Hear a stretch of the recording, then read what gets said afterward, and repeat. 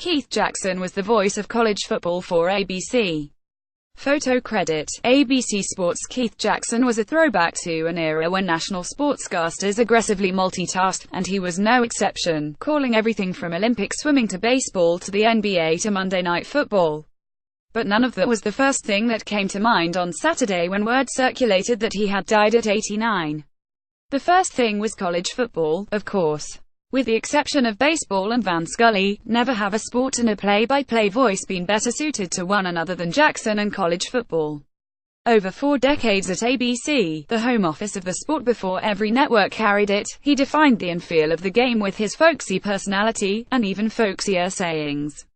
By Saturday afternoon, Nellie was trending nationally on Twitter, a platform that did not exist when Jackson retired after Texas' 41-38 victory over Southern Cal in the 2006 Rose Bowl, one of the best games college history.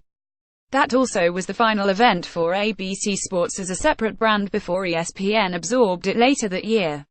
It was fitting, because no one embodied the network's once-proud sports division better than Jackson, including this oft-forgotten historical quirk. In 1970 he was the first play-by-play man for Monday Night Football.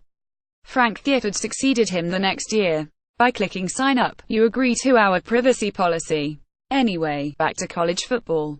This surely seems odd to people under 40 or so, but there was a time when the television dial was not flooded with college games. There were only a few, and Jackson always seemed to call the biggest ones. Several of his trademark phrases survived his retirement, and now will survive him. Thump. That's Jackson. Big Uglies, 4 offensive linemen. That's Jackson. Michigan Stadium widely is known as the Big House. That's Jackson. The Rose Bowl is the granddaddy of them all.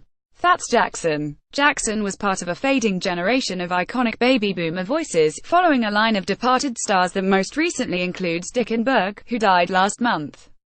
Oh, my. It is not as if the 21st century lacks sports voices blessed to call a variety of big events, from Al Michaels to Joe Buck, Jim Nantz and Mike Tirico. Fans who currently are young might well write moving, nostalgic tributes to them someday in the future. So it goes. But it is not the same as it used to be. Jackson was of another era, when every game seemed special, because we had so few of them to choose from, and his voice immediately signaled that it was time to pay attention. Bob Iger, CEO of Disney, which owns ABC, summed it up in a statement upon Jackson's death, saying, "For generations of fans, Keith Jackson was college football. When you heard his voice, you knew it was a big game. But Jackson was something different even compared to his contemporaries. His voice had just enough of the South in it as a native Georgian to speak college football's language, but not so much that it turned off the rest of us. Even for a sports fan of a certain age, it is a bit of a surprise to read his resume and recall just how many things he covered. The USFL, the AFL, NASCAR, Formula One, boxing, cliff diving, Game 6 of the 1986 NLCS between the Mets and Astros, yes, that, too. But it all seemed beside the point on Saturday.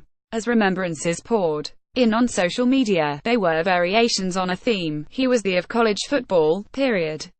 Jackson recalled that as a boy there was not much pro stuff around. That was for the big cities in the north. So he bonded with college football. He attributed his Nellie to his great-grandfather, a farmer who used that phrase in the fields. So that apparently is who Jackson often thought of when he had college football. The rest of us think of Jackson